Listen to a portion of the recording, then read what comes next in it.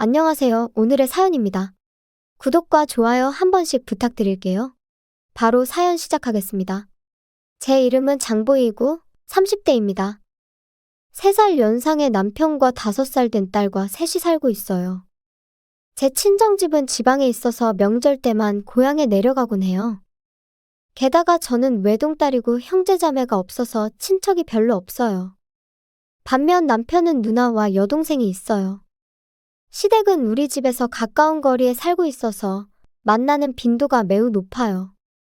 특히 시어머니와 시누는 저를 친딸, 친언니처럼 대해줘서 함께 맛집 가기도 하고 쇼핑하러 가기도 해요. 시어머니의 나이는 60대인데 일하셔서 그런지 젊고 센스도 좋으세요. 그래서 대화를 하는 게 매우 즐거워요. 언젠가는 제가 입은 옷이 마음에 든다며 똑같은 옷을 사서 입어도 괜찮냐고 하시는데 그러시면서 제 옷도 함께 사주시는 센스까지 보여주세요. 저도 이렇게 예쁘게 늙어가고 싶다는 생각이 들게 하세요. 전업주부인 형님은 자녀가 3명이에요. 육아 상담도 해주고 안 입는 아이 옷이나 안 쓰는 장난감 등을 가져다 주기도 하는 등 정말 든든한 존재예요. 항상 제게 어려운 일이 있으면 언제든 말해달라고 하시는데 이 두 사람이 있어서 저는 이 시댁에 잘 적응할 수 있었다고 생각해요. 다만 시댁 식구 중 시아버지와 아가씨는 저와 교류가 별로 없어요. 시아버지는 일만 하셔서 집에 있는 시간이 적고 만날 기회도 거의 없어요. 아가씨는 독신으로 시댁에 살고 있지만 자주 외출해서 집에 없는 경우가 많아 거의 만나지 못해요. 형님도 자신의 여동생이지만 도통 무슨 생각으로 사는 건지 옛날부터 잘 모르겠다고 말할 정도이니 쉽게 친해지기 어려울 것 같아요. 하지만 인연을 맺었으니 언젠가는 사이좋게 지낼 수 있었으면 좋겠다는 생각을 했어요. 하지만 시아버지와 아가씨와의 사이는 나아지기는커녕 악화되는 방향으로 진행됐어요. 시아버지는 정년퇴직 시기가 돼서 퇴직하셨어요. 일만 하시던 시아버지가 앞으로 무얼 하실지 궁금했는데 아마도 시어머니의 곁을 떠나지 않을 것 같았어요. 곁을 떠나지 않는다는 게 무슨 말이냐면 시어머니를 항상 자신의 감시하에 두겠다는 말이에요. 아침에도 시어머니와 같은 시간에 일어나 아침을 준비하는 걸 지켜보고 청소나 빨래 등도 일일이 시어머니를 따라다니며 지켜본다고 했어요. 특별히 간섭하는 건 아니지만 계속 따라다니니까 집안일 하기 힘들다고 했어요. 그리고 시아버지는 매일 시어머니의 직장까지 함께 가서 퇴근 시간에 꼭 데리러 온다고도 했고요. 시어머니에게는 퇴근길에 잠깐 카페에 들리는 게 기분 전환의 한 방법이었는데 시아버지가 데리러 오니까 그런 여유도 가질 수 없었다고 해요.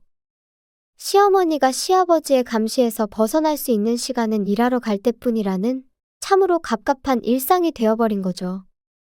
시어머니는 시아버지에게 어디 놀러라도 좀 다니라고 은근슬쩍 시아버지를 혼자 어딘가로 보내려고 했지만 시아버지의 대답은 노였어요. 딱히 혼자 가고 싶은 곳이 없다며 거절하신 거죠. 저와 형님은 그 상황을 듣고 어떻게든 시어머니를 시아버지에게서 떼어놓을 수 없을까 고민했어요. 우선 시어머니만 점심에 초대했는데 약속 장소에 시아버지도 함께 오셨어요. 여자끼리의 모임이었는데 시아버지가 계시니 하고 싶은 이야기 반도 하지 못한 채 점심을 마쳤어요. 식사를 마치자마자 바로 돌아가는 시부모님. 그 뒷모습을 보면서 형님과 어떻게든 시어머니를 자유롭게 해주고 싶다는 생각이 들었어요. 시어머니가 출근하지 않는 날이 시어머니에게 가장 힘든 날이 된 거죠. 시아버지는 시어머니를 감시하고 있지만 특별히 외출은 하지 않는 것 같았어요. 형님이 시아버지에게 시어머니도 자유시간이 필요하다고 항의했는데 시아버지가 이렇게 말했어요. 자유시간? 나는 엄마의 시간을 뺏는 게 아니라 그냥 따라다니는 것뿐이야. 그게 뭐 어때서 그래? 엄마의 자유는 어떻게 하죠? 여자들끼리의 식사 모임까지 따라다니는 건 정말 이해할 수 없는데 말이에요. 엄마는 퇴근길에 카페에서 여유롭게 시간 보내는 걸 좋아하시는데 그마저도 못하게 하시는 건 엄마를 괴롭히는 거나 마찬가지라고요. 이건 나랑 엄마의 문제야. 너는 아무 상관없는 일이니까 끼지 말고 있어. 시아버지는 그렇게 말하고는 자기 방으로 돌아갔다고 해요. 시아버지의 스토커 같은 행동, 어떻게 하면 해결할 수 있을까? 시아버지가 시어머니를 따라다니기 시작한 지 3개월이 지났어요. 그리고 최근 들어 시어머니의 건강이 나빠지는 것 같았어요. 시어머니는 그동안 감기 한 번 걸리지 않으시는 분이셨거든요. 그런데 시어머니를 만나러 가면 왠지 모르게 기운이 없어 보였어요. 게다가 안색도 매우 안 좋아 보였어요. 어머님, 몸이 안 좋으시면 제가 집안일 도와드릴게요. 라고 말했는데 시어머니가 대답하기도 전에 시아버지가 며느라, 이 집의 집안일은 이 사람이 하기로 돼 있어. 우리 집의 규칙을 잘 모르나 본데 며느리가 도와줄 수 있는 건 아무것도 없어. 잘 모르면서 도와주겠다고 함부로 말하지 마. 우리가 도와주러 오는 것조차 거부하셨어요. 시어머니는 그런 모습을 보고 며느라, 나는 괜찮으니까 걱정하지 마. 건강은 내 장점이야. 아직 건강은 이상 없어. 라고 말했지만 시어머니의 얼굴은 좋아 보이지 않았어요. 시어머니의 건강이 걱정돼서 시간 내서 시댁에 자주 찾아뵙고 했어요. 그러던 어느 날 시어머니는 누가 봐도 병원에 데려가야 할 정도로 몸이 많이 쇠약해졌어요. 대화도 할 수 없을 정도로 시어머니는 고통스러운 표정으로 얕은 호흡을 반복했어요. 이건 당장 병원에 가야 한다고 생각했고 저는 즉시 구급차를 불렀어요. 10분 정도 후에 구급차가 도착했어요. 그런데 시아버지가 구급대원들을 돌려보내려고 하는 거예요. 우리 집에는 아픈 사람이 없다며 빨리 돌아가라고 구급대원들을 다그치는 거죠. 저는 시아버지가 도대체 왜 이러는 거지?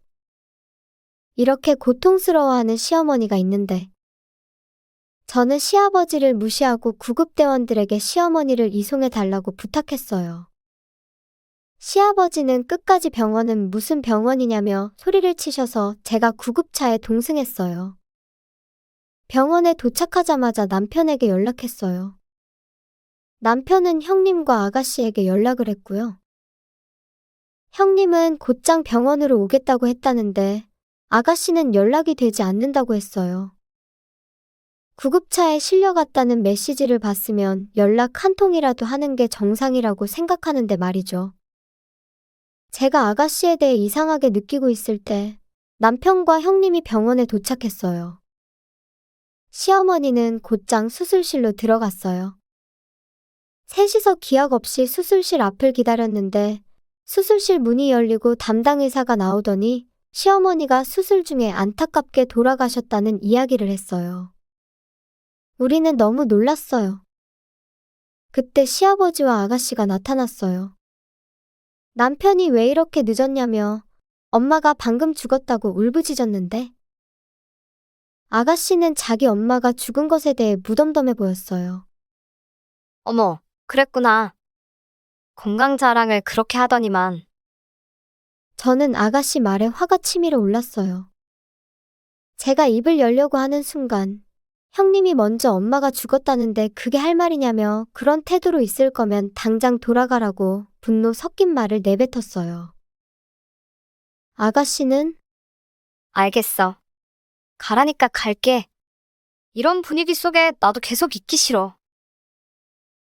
라고 말하고 돌아갔어요. 시아버지는 이렇게 될 줄 알았는지 돌아가는 아가씨를 따라 함께 사라졌어요. 남은 우리는 다시는 저 사람들과 엮이지 말자고 다 같이 고개를 끄덕였어요. 장례식은 많은 사람들의 배웅을 받으며 무사히 끝났어요. 시아버지와 아가씨가 조문객을 맞이할 때는 뭔가 매우 불쾌했어요. 얼마 후 시어머니의 유품을 정리하기 시작했어요. 추억의 물건이 많아 유품 정리가 좀처럼 진행되지 않았어요. 그러던 중 시어머니가 쓰시던 화장대 안쪽에서 일기장을 발견했어요. 안 좋은 생각이 들면서도 호기심에 일기를 읽어봤어요. 처음엔 아직 시아버지가 은퇴하기 전 저와 형님과 함께 나갔던 추억이 즐거운 어조로 적혀 있었어요. 그 후 시아버지가 은퇴한 후에는 그래서도 힘든 분위기가 느껴졌어요. 혼자 행동하는 것을 용납하지 않는다. 딸을 만나러 갈 때만큼은 혼자 가도록 좀 해주지. 라는 등의 시아버지에 대한 불만이 적혀 있었어요. 그리고 돌아가시기 한 달 전쯤의 일기에는 요즘 컨디션이 좋지 않다. 내 몸에 이상이 있는 것 같은데 병원에 못 가게 한다.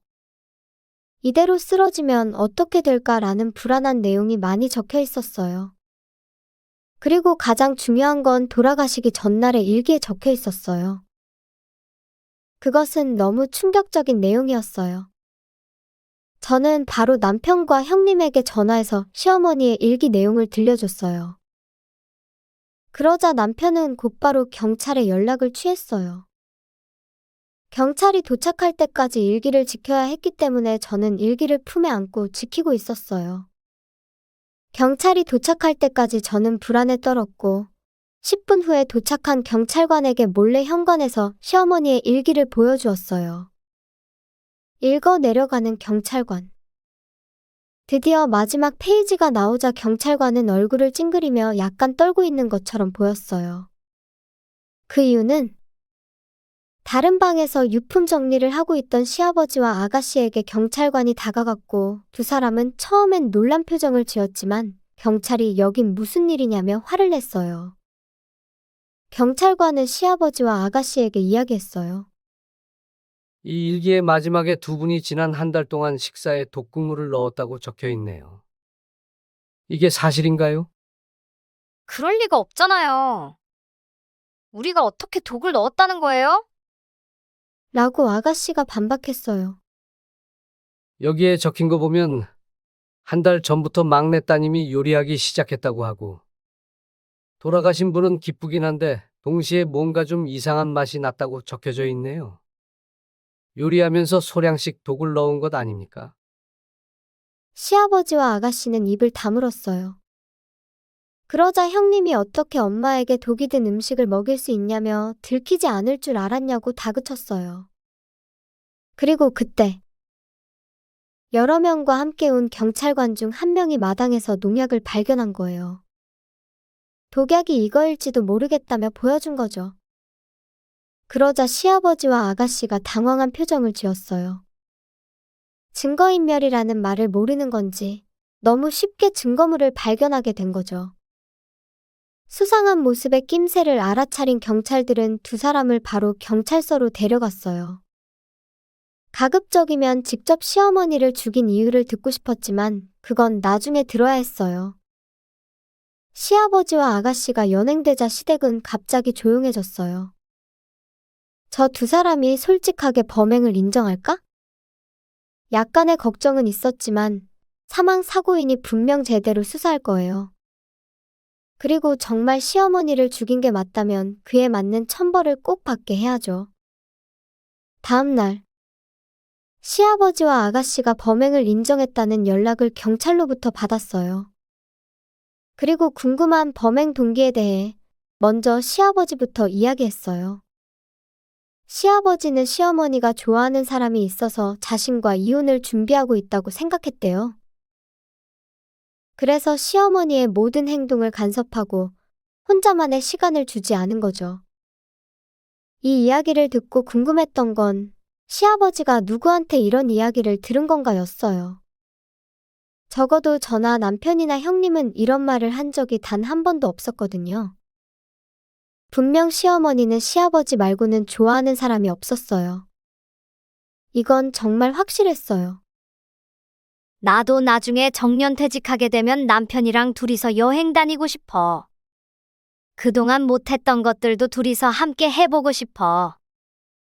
라고 수줍게 말씀하시던 모습이 아직 선명하게 기억나거든요. 이런 시어머니를 의심하다니. 그리고 아가씨의 동기는 바로 돈 때문이었어요. 아가씨는 벌이가 그렇게 많지 않았는데도 유흥에 빠져 있었나 봐요. 빚도 생겼고 그 빚을 갚지 못해 악순환되고 있었던 거죠.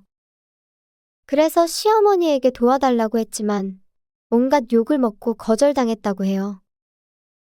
그렇다면 차라리 유산이라도 빨리 받아야겠다는 무서운 생각을 하게 된 거죠.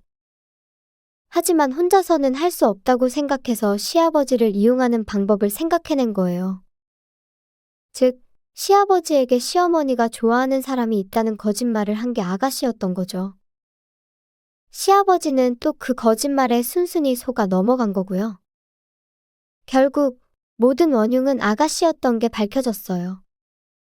시아버지는 자신의 짧은 생각으로 이런 일이 생겼다며 울면서 후회한다고 했어요. 만약 시어머니를 정말 잘 아는 사람이었다면 절대 그럴 사람이 아니라는 것쯤은 너무나 쉽게 알 수 있었을 텐데 바보같이 아가씨 말만 믿다니. 시어머니가 평생 좋아했던 사람은 시아버지뿐이었는데 너무 슬프네요. 아가씨는 돈 때문에 아버지까지 이용했다는 점에서 더 죄가 무겁다고 해요. 사람의 마음을 이용한 건 결코 가벼운 일로 넘길 수 없으니까요. 반면에 저희는 시어머니의 유산을 보고 깜짝 놀랐어요. 놀랍게도 시어머니는 재테크를 엄청 잘하시는 분이셨어요. 주식계좌에서 한 번도 본 적도 없는 큰 금액이 발견된 거죠. 어쩌면 동거하던 아가씨가 이 사실을 알고 시아버지를 속여 시어머니를 고인이 되게 한 것일지도 몰라요. 돈이 없으면 살 수 없지만 돈이 너무 많으면 주위의 시선 때문에 살기 힘든 걸 보여주는 것인지도 모르겠어요. 앞으로 아가씨 같은 사람과 엮이지 않고 좋은 사람들과의 인연을 유지하며 가늘고 길게 오래오래 살고 싶네요. 시청해주셔서 감사합니다. 그럼 다음 영상에서 다시 뵙겠습니다.